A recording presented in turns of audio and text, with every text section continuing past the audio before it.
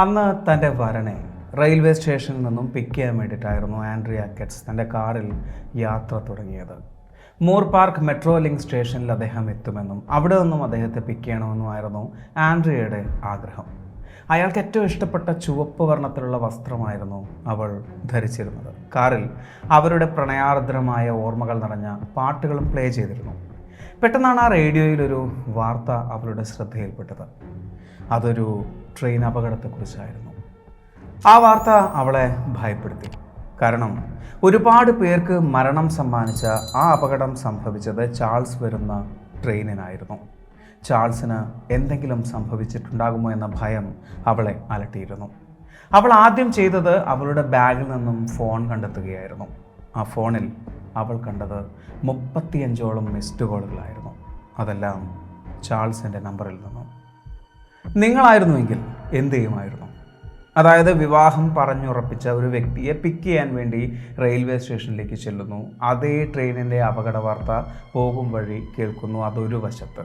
മറുവശത്ത് അയാളുടെ 35ഓളം മിസ്ഡ് കോളുകൾ ഫോണിൽ കാണുന്നു. ആൻഡ്രിയ ആ നമ്പറിലേക്ക് തിരിച്ചു വിളിച്ചു. ഒരുപാട് നേരം ബെല്ലടിച്ചു, പക്ഷേ ആരും ഫോൺ എടുത്തില്ല. അല്പനേരത്തിന് ശേഷം ഒരാൾ ഫോൺ എടുത്തു. മറുവശത്ത് കേട്ടത്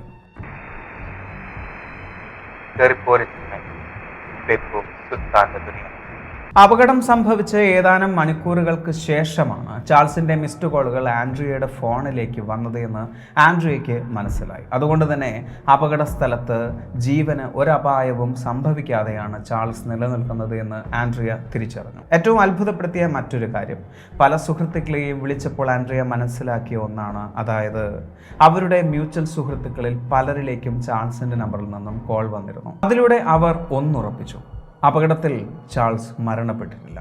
അപകട സ്ഥലത്ത് ചാൾസ് അകപ്പെട്ടിരിക്കുകയാണ്. ഏതാണ്ട് 11 മണിക്കൂറോളം രക്ഷാപ്രവർത്തനം നടന്നതായാണ് പറയുന്നത്. പുലർച്ചെ 3 മണിക്ക് പോലും രക്ഷാപ്രവർത്തനം നടക്കുന്നുണ്ടായിരുന്നു. അവസാന മണിക്കൂറുകളിൽ അവർ അത് കണ്ടെത്തി, ചാൾസിൻ്റെ ചതഞ്ഞരഞ്ഞ മൃതദേഹത്തിൻ്റെ ആദ്യ പരിശോധനയിൽ തന്നെ ഒരു കാര്യം വ്യക്തമായിരുന്നു.